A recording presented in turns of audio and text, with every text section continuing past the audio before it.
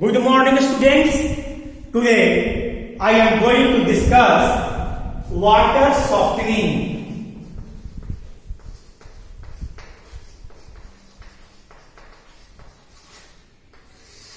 Water softening means removal of hardness producing substances from water. So you can say removal of hardness from water.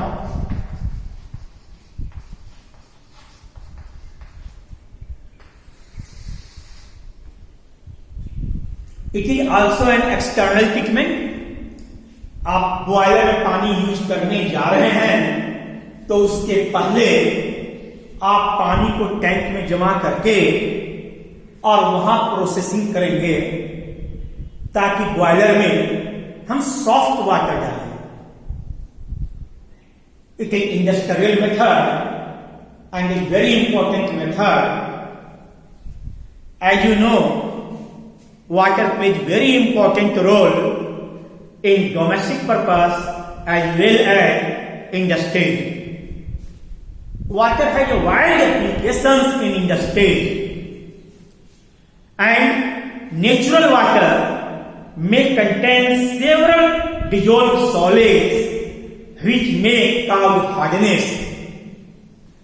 So, it is necessary to remove all such type of salts from water before using in boilers. So, there are some methods have been adopted. First is your lime soda process.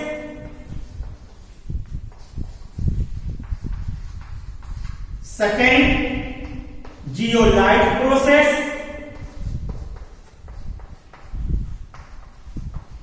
It is also known as base exchange process.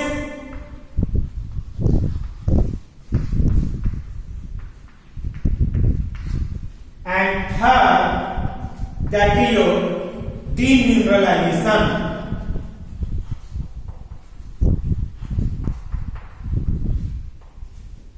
It is ion exchange process.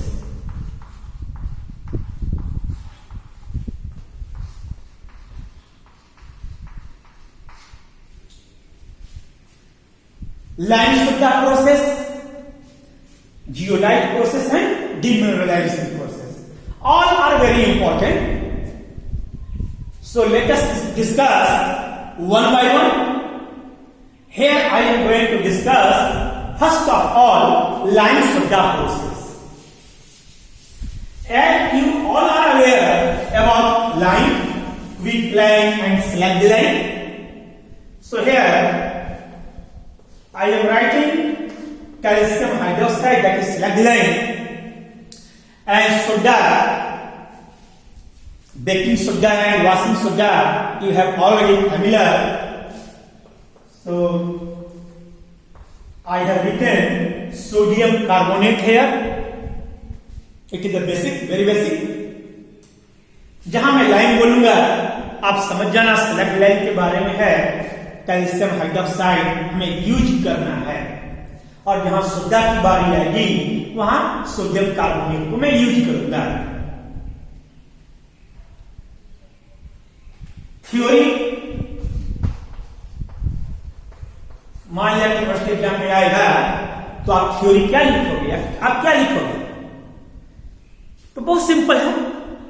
आपको ये लिखना है कि जब हम natural water में lime और soda add करते हैं तो जो पानी में डिजोल्व सॉल्ट हैं जो हार्डनेस प्रोड्यूस करते हैं वो इनसॉल्युबल सॉल्ट में प्रेसिपिटेट कर जाते हैं. When lime and soda are added to hard water,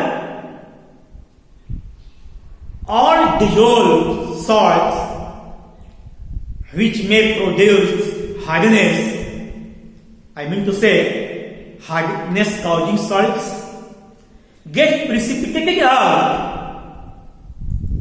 as their insoluble compounds. जो भी सॉल्युबल सॉल्ट्स होंगे,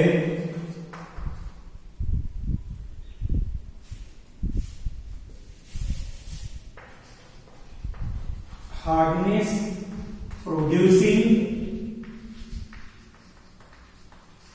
सब्सटेंसेस। जब आप इसमें लाइम या सोडा डालेंगे तो ये इनसॉल्युबल कंपाउंड्स बनेगा, लाइक कैल्शियम कार्बोनेट हो गया, मैग्नीशियम का हाइड्रोक्साइड हो गया, है ना, एक्सेट्रा। एक प्रिसिपिटेट आउट हो जाएगा, इसको हम फिल्ट्रेशन से रिमूव कर देंगे। When lime and soda are added to hard water, then hardness producing substances which are soluble in water may converted into their insoluble compounds like calcium carbonate or magnesium hydroxide, etc. All these salts may be removed by filtration. अब question ये उठता है, या आपके दिमाग में भी question आ सकता है कि सर लाइम और सोडा में क्या ऐसी खासियत है कि पानी के अंदर जो भी हार्डनेस प्रोड्यूसिंग सब्सटेंसेज हैं उनको इनसॉल्युबल कंपाउंड्स में कन्वर्ट कर देता है। एक यूनिवर्सिटी एग्जामिनेशंस में भी आते रहता है, बहुत इंपॉर्टेंट है, आएगा right the functions of lime and soda. तो मैं पहले अब आपको लाइम और सोडा का फंक्शंस पढ़ाऊं।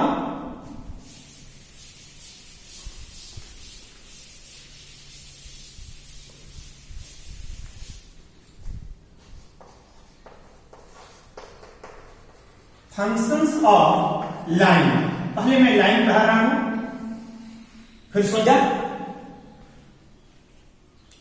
पानी में अगर टेम्पररी हार्डनेस है, टेम्पररी हार्डनेस का मतलब कैल्शियम का बाइकार्बोनेट हो या मैग्नीशियम का बाइकार्बोनेट हो, और आपने लाइम डाला है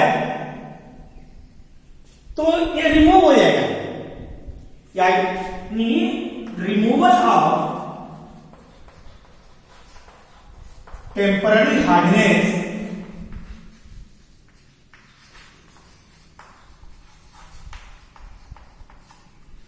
कैसे?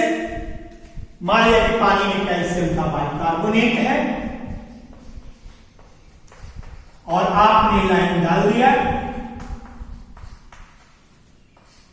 तो कैल्शियम का कार्बोनेट बनेगा और H2O।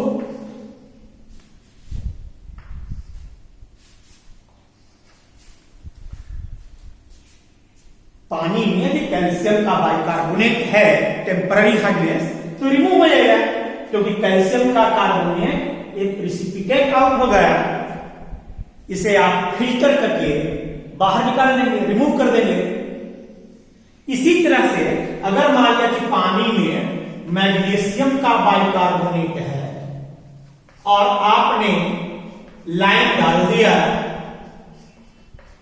तो कैल्शियम का बाइकार्बोनेट बन जाएगा, देखो अच्छे हो जाएगा, और मैग्नीशियम का हाइड्रोक्साइड बनेगा।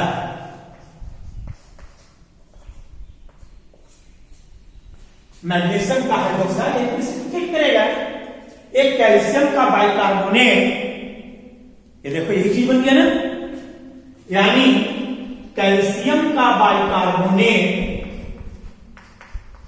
फिर लाइम कंज्यूम करेगा और कैल्शियम का कार्बोनेट बनेगा और वाटर। तो आप चाहें कि दोनों लाइन लिख सकते हैं रिएक्शंस में, या दोनों को आप समअप कर दें तो एक कैंसिल हो जाएगा, तो आप लिख सकते हैं मैग्नीशियम का बाइकार्बोनेट प्लस 2 लाइम, तो ये बन जाएगा आपको कैल्शियम का कार्बोनेट है, मैग्नीशियम का हाइड्रोक्साइड है ए वाटर, आप इसको लिख दो मैग्नीशियम बाइकार्बोनेट ए प्लस 2 लाइन, तो 2CaCO3 हो गया plus MgOH twice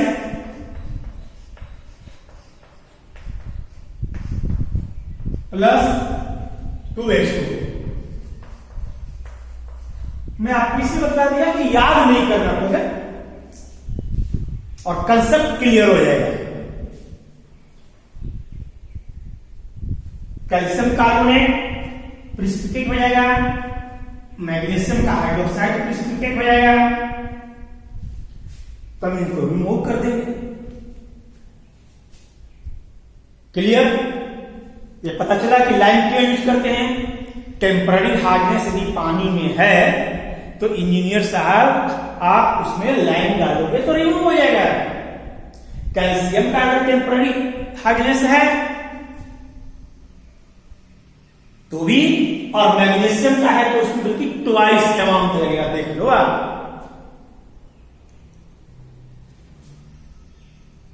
clear? Number 2,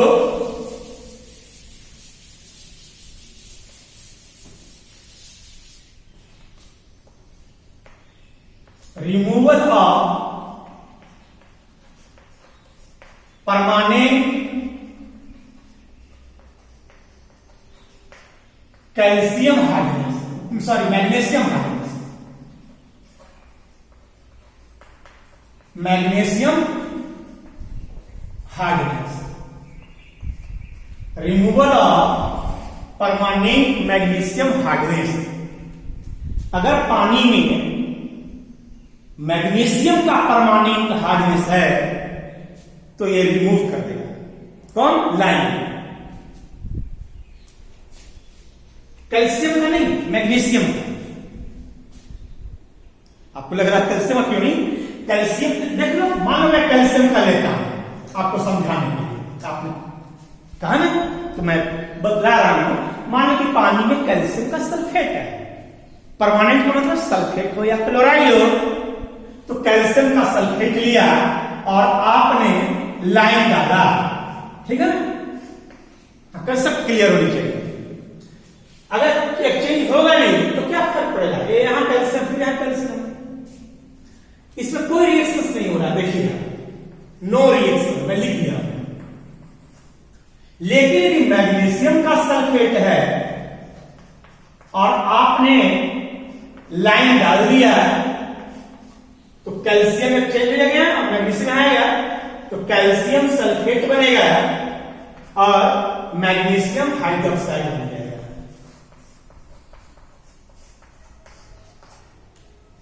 देखा ना? तो मैग्नीशियम के सल्फेट को तो रिमूव कर दिया, कैल्शियम के सल्फेट में रिएक्शन नहीं हुआ है। उसी तरह से यदि क्लोराइड अगर आप लें, कैल्शियम क्लोराइड और लाइम, तो यहां पर कोई रिएक्शन नहीं होगा।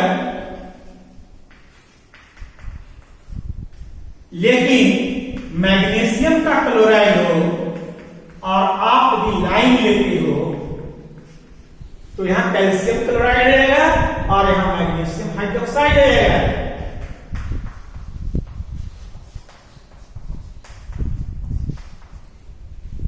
तो आपने देखा ना, यहां रिएक्शन नहीं हुआ, यहां रिएक्शन नहीं हुआ, ये नहीं होगा, ये नहीं होगा, तो बचा केवल मैग्नीशियम। मैग्नीशियम है, इसीलिए मैंने लिखा है removal of permanent magnesium hardness.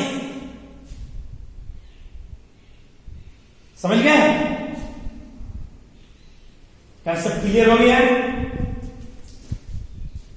मतलब आपको रट्टा नहीं लगाना है। आप कंफ्यूज होते हो तो लिख के देखो। Third year removal of iron and aluminium. पानी में यदि आयरन हो, मान लो आयरन का कुछ भी आयरन सल्फेट ज्यादा होता है, तो मैं फेरस सल्फेट लिख रहा हूं। फेरस सल्फेट और आपने लाइन डाल दिया तो क्या बनेगा? आयरन है, आयरन का हाइड्रोक्साइड हो जाएगा और कैल्शियम का सल्फेट हो जाएगा। It means calcium sulphate plus iron hydroxide, that is your ferrous hydroxide. लेकिन फेरस हाइड्रोक्साइड ऑक्सीडाइज हो जाएगा, क्योंकि वहां पर ऑक्सीजन भी है, पानी भी है, और एक फेरिक हाइड्रोक्साइड में कन्वर्ट हो जाएगा। FeOH plus H2O plus O2, then your FeOH thrice, that is your ferric hydroxide। तो ये प्रेसिपिटेट करेगा।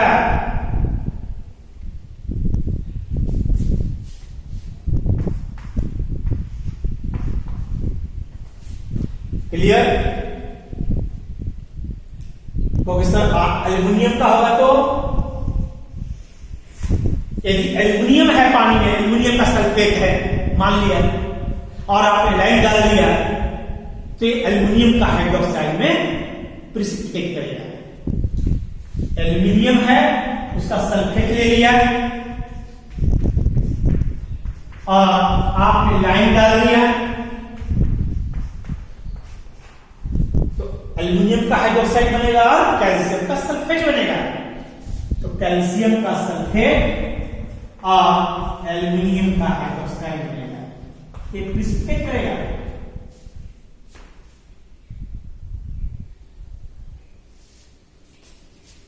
ठीक है,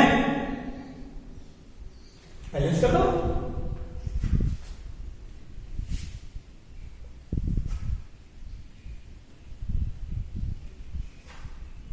हो गया?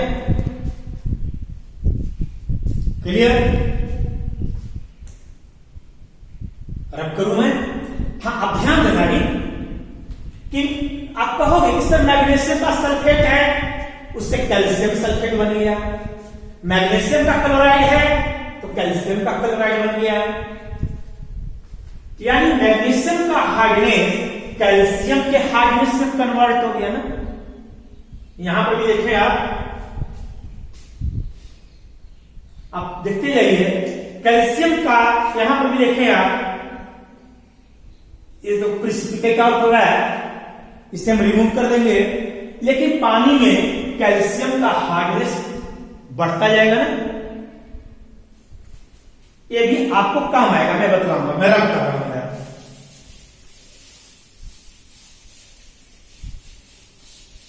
अब तो पता चल रहा है कि यदि इंजीनियर साहब को ये पता चल गया कि पानी में कैल्शियम का परमानेंट हार्डनेस है, तो आप लाइन कभी मत डालना।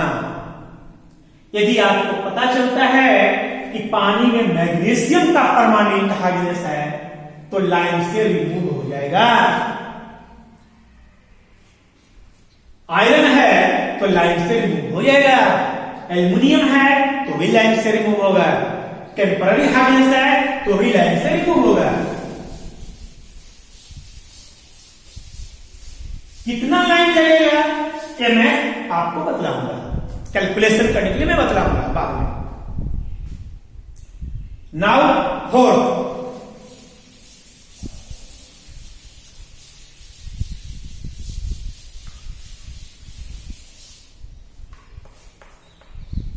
removal of 3 mineral acid। यदि पानी में मिनरल एसिड्स है,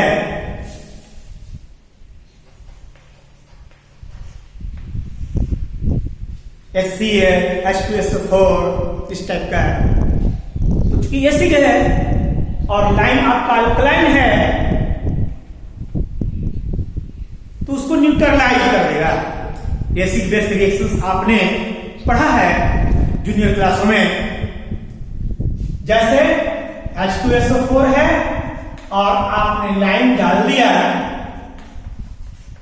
तो कैल्शियम सल्फेट और H2O, acid plus base, salt and water, आपने पढ़ा है। अगर HCl है, हाइड्रोक्लोरिक एसिड, और आपने लाइम डाल दिया तो फिर कैल्शियम क्लोराइड बनेगा और H2O।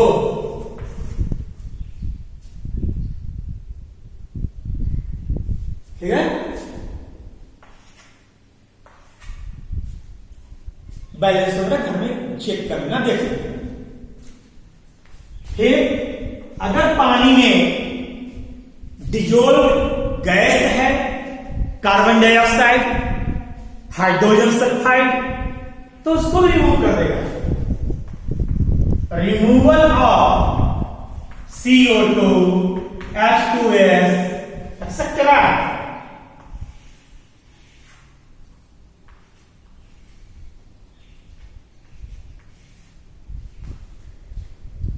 गैस जो है एसिडिक नेचर का होता है, पढ़ा है आपने। आपने लाइन डाल दिया तो रिमूव कर देगा। आपने पढ़ा है रिएक्शन, लाइम वाटर में कार्बन डाइऑक्साइड गैस जब पास करते हैं तो क्या होता है, ये प्रिसिपिटेट होगा और H2। उसी तरह से H2S हाइड्रोजन सल्फाइड है और आपने लाइन डाल दिया, ये निकल जाएगा। मैंने पहले के लेक्चर में आपको पढ़ाया है कि अगर पानी में आयरन का स्मेल इस टाइप का आ रहा है, बहुत बैड स्मेल कभी कभी आने लगता है, टेस्ट उसका खराब लगता है पीने में, तो आप समझें कि हाइड्रोजन सल्फाइड वगैरह उसमें है। आप पीछे का लेक्चर 2, 3 वगैरह रिवाइज करके देखना। तो वहां वैसे पानी को आप लाइन से ट्रीटमेंट करो घर में भी और उसको छान दीजिए, फिर उसका टेस्ट आप करके देखें तो आयरन का टेस्ट नहीं लगेगा, रिमूव हो जाएगा। तो मैं आपको यह बताया पूरे रिएक्शंस में कि पानी में मैग्नीशियम का हार्डनेस तो रिमूव हो जाता है, लेकिन कैल्शियम का हार्डनेस प्रोड्यूस हो जाता है। तो उसको रिमूव करने के लिए, क्योंकि कैल्शियम का हार्डनेस भी तो हार्डनेस है, तो इसको रिमूव करने के लिए हम लोग सोडा यूज करते हैं। तो now I am discussing about functions of soda. Soda इन सबको रिमूव करने के लिए जाता है, यानी removal of calcium hardness, removal of calcium hardness. Calcium के जो परमानेंट हार्डनेस आ जाते हैं, स्पेशली परमानेंट हार्डनेस, तो उसको ये रिमूव करेगा। पानी में कैल्शियम का सल्फेट है और आपने सोडा डाला तो कैल्शियम का कार्बोनेट बनेगा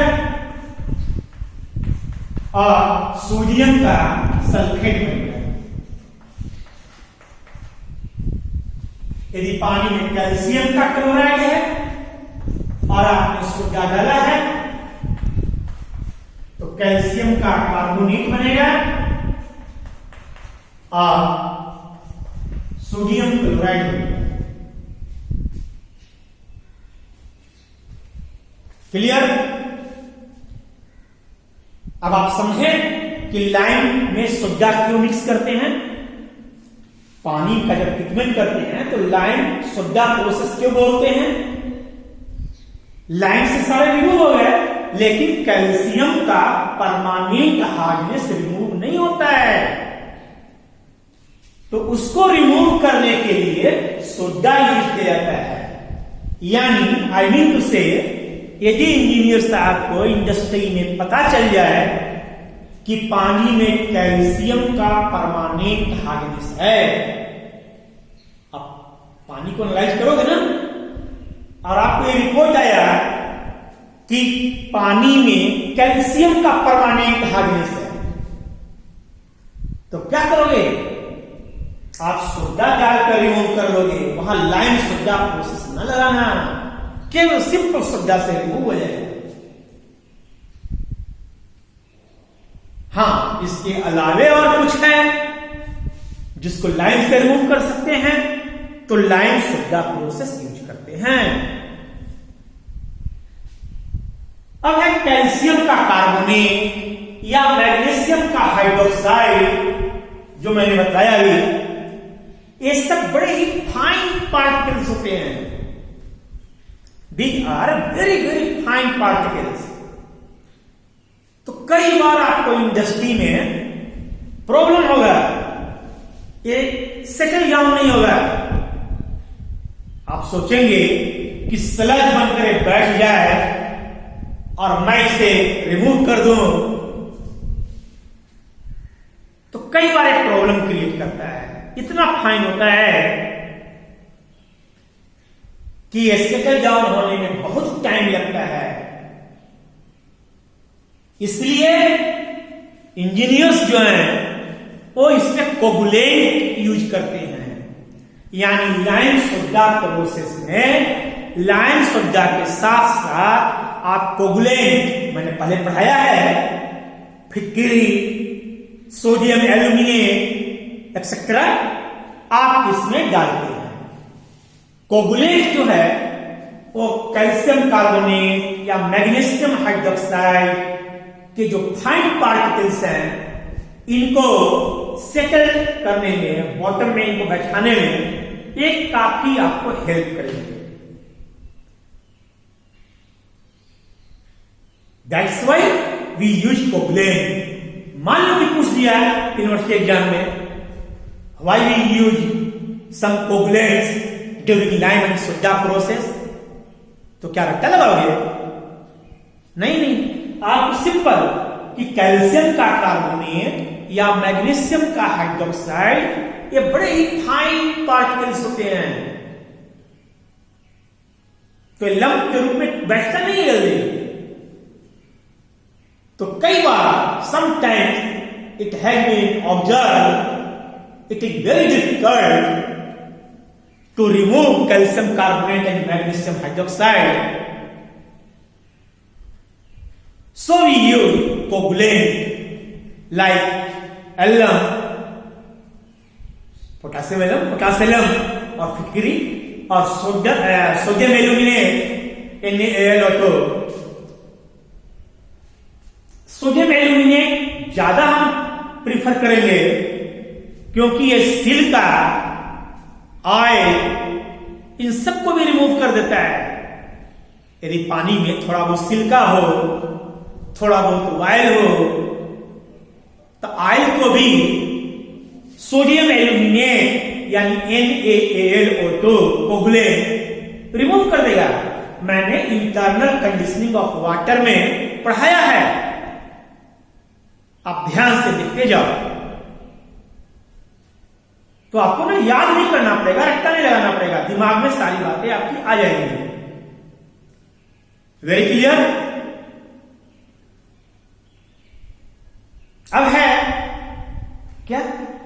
हाँ, मैं बताऊंगा लाइन कैसे कैलकुलेट करते हैं, सोडा कैसे कैलकुलेट करना है। अभी तो मैंने प्रोसेस भी नहीं पढ़ाया है, अभी तो मैंने आपको केवल function of line and function of soda बतलाया है। अभी मैं आपको ये बतलाऊंगा in next lecture I shall discuss the process of lime soda and how can you calculate the amount of lime and amount of soda for the purification of water? मैं एक example लेके बता दूंगा जो यूनिवर्सिटी एग्जाम में numericals भी आते हैं, ताकि आपको क्लियर हो जाएगा कि क्या करना है, कैसे कैलकुलेट करते हैं। क्लियर? तो please wait my next lecture. Thank you.